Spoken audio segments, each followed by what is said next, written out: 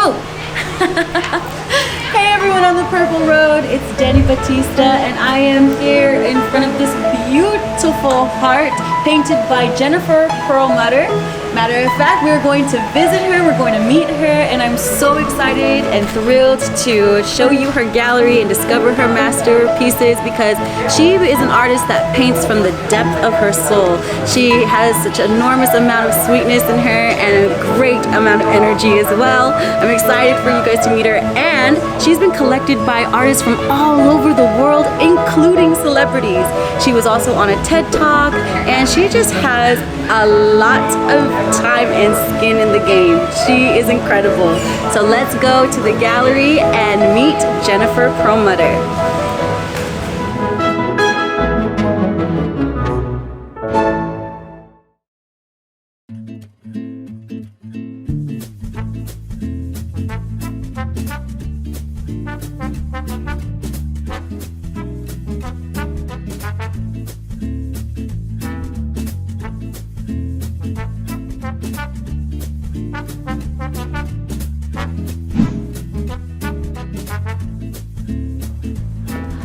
Hello. Hi Jennifer, how are you? I'm good, how are you? Great, good to see you.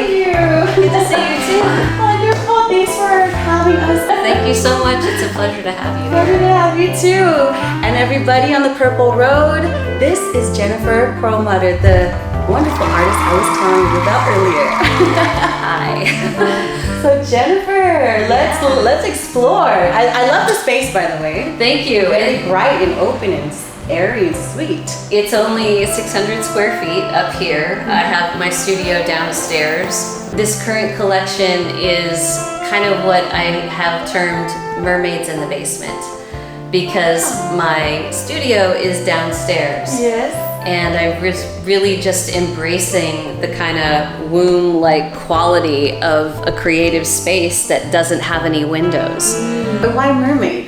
Well, it's from a poem, an Emily Dickinson poem called By the Sea. Okay. And here we are in Carmel by the sea. By the sea, yes. So this is the collection that emerged from the basement. That's right. Yeah. This one is like, wow, it's like It's big. It's big, it's beautiful, and it's just big. really calming. It's like relaxing. I've had that said. We put this up last week, and it's serenity.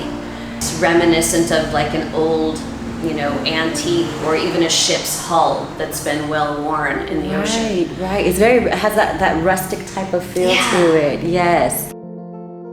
When you create something like this, Jennifer, just now going back to the stories you're telling me, do you get into this mode? Like, what is it? A feeling more that comes over you, or is it just kind of what you're? It's absolutely a feeling. It's a little bit out of body if it's going right, because it's a flow state. This was created just a few weeks ago, and in that same flow state, but the contrast that is here versus this one, which was, is really strong, obviously. Yeah, it's fabulous. Like, I see a lot of abstract art, but with yours, I really do see the depth to it. There's like a feeling there. Good. And so, so when you explain to me being in the flow, I see just all the different, patterns and the strokes and even like the media, everything that you're putting into, I could tell you're pouring onto that. And it's very special, very special gift too. But speaking of flow and energy, I'm looking at that one because I want to know, what were you feeling this day, Jennifer? Okay, this is Northern California to me. I know, I call it lay of the land. And I'm from Napa, California, and this is lay of the land because these are all the colors that I grew up with. Right.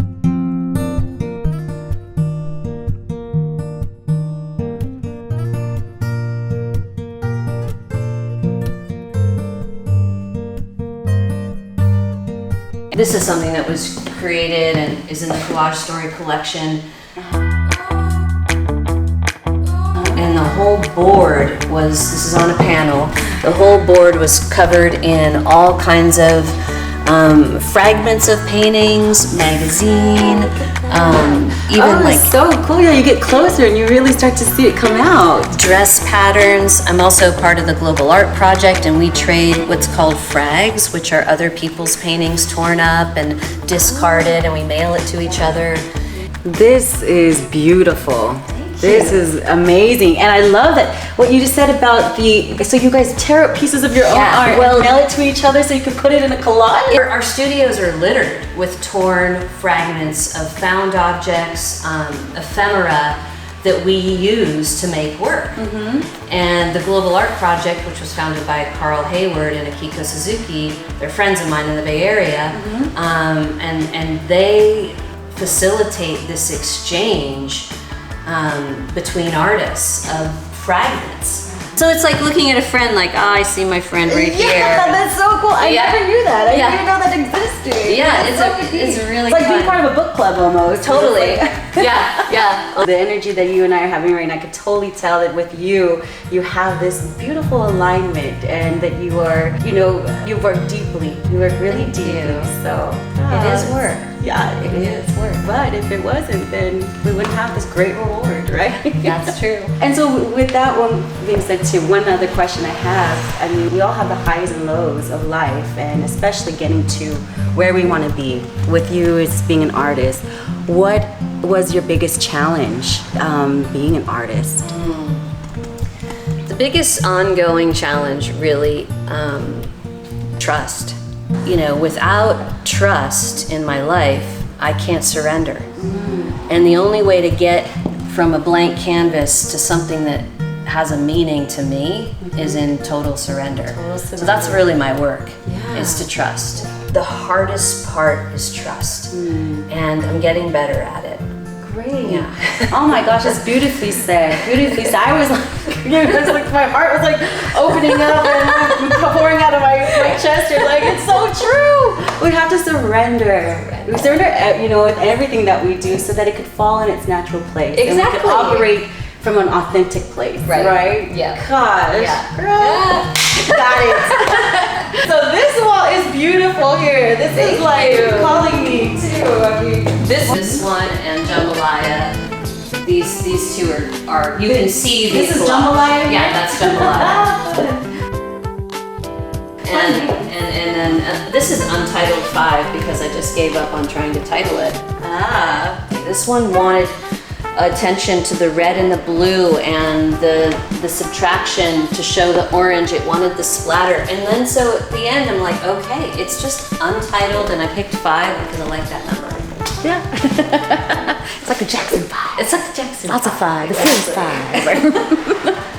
Wow. Well, I'm not gonna lie to you. I was so excited. I had to learn more about you, and I went to your website because I was just looking at all your amazing artwork, and I did see that you had some celebrities collect your art. Yes, this is true.